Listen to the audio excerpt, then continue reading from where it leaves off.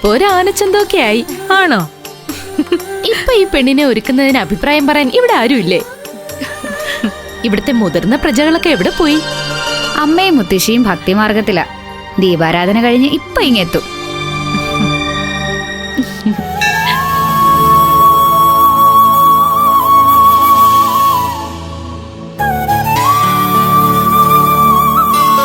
ഹരീന്ദ്രന്റെ വീട്ടുകാർ വന്നിറങ്ങുമ്പോ അവരെ സ്വീകരിക്കാൻ വിനയനുമില്ല, അച്ഛനുമില്ല. ഇനി നീ വേവലാതിപ്പെടാതെ. മാഷും വിസ്മയും ഇപ്പൊ ഇങ്ങെത്തും. വിസ്മയം ഉണ്ടെങ്കിൽ തന്നെ ഒരു മനസമാധാനം ആവുമായിരുന്നു.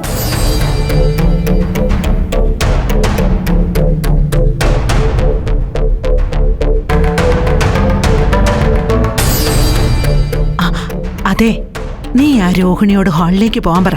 അവളുടെ വിറയിലും വെപ്രാളവും കണ്ടാൽ തന്നെ വിനയനെ കാണാനില്ലെന്നുള്ള വിവരം മറ്റുള്ളവരെ എങ്ങനെയെങ്കിലും അറിയുന്ന മട്ട. നീ വാ.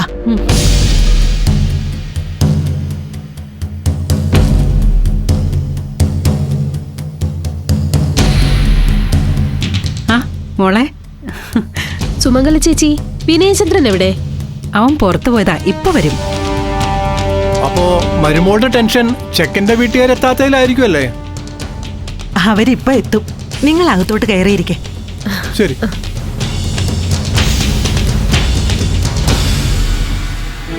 രോഹിണി, വിനയൻ ഇങ്ങെത്തും.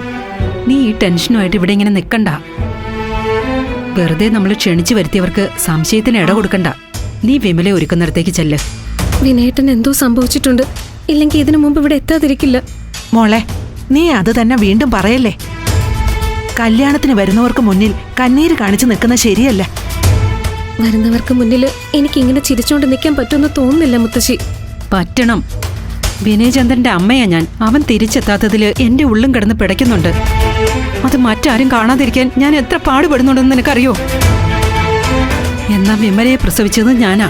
അവളുടെ സ്വപ്നവും സന്തോഷവും കാണാതിരിക്കാൻ എനിക്ക് പറ്റുമോ? ഇല്ല. നോക്ക്, എനിക്ക് ശേഷമല്ലേ നീ വിനയനെ കണ്ടത്.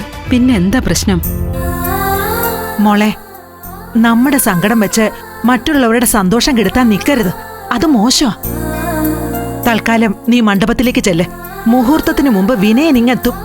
എന്റെ വാക്കാ.